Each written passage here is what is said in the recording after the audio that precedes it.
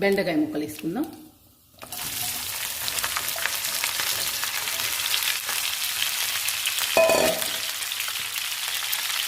కరివేపాకు,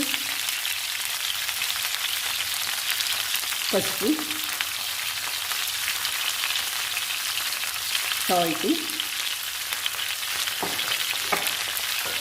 సాల్ట్ ఎల్లిపాయ కారంలో వేసామండి, అందుకని తక్కువ వేసాను.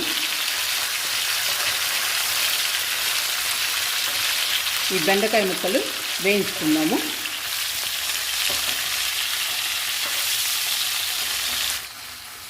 బెండకాయ కారం వేడివేడి అన్నంలో చాలా బాగుంటుందండి.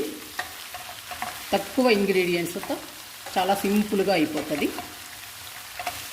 తినడానికి చాలా బాగుంటుందండి. బెండకాయ కారం ఈజీగా తయారు చేసుకోవచ్చు.